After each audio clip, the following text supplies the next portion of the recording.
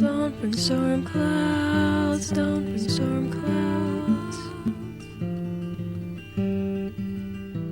I'm Amelia Marzek, reporting from the Weather Center for the Apocalypse. Here's the forecast for June 17, 2015 from New York.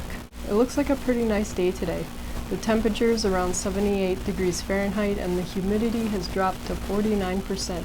It's deceptively calm, however, as Tropical Storm Bill has made landfall in Texas, already causing floods. But the storm is expected to weaken. We're going to use this calm moment to address where we should go if there's chemical or biological warfare. A fallout shelter helps us avoid a nuclear blast, and also its aftermath of radiation, which can contaminate the air, water, and ground for miles. Concrete is a good building material if the walls are at least 12 inches thick.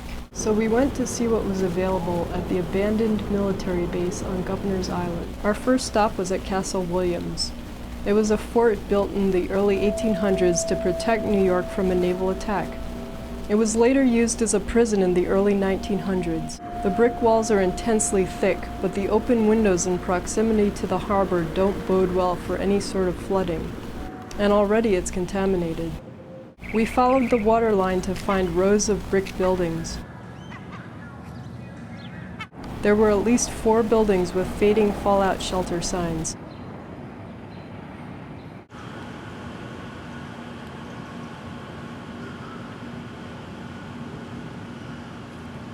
But at the door, there were already signs of flooding and vandalism, and more hazard warnings in the area.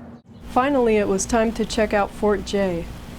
It's built into a hill that is the highest point on the island. First, we had to navigate the moat. Here's the door to an underground bunker.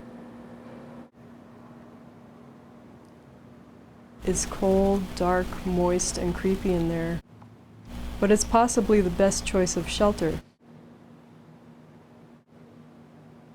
But apparently this island has no clean drinking water.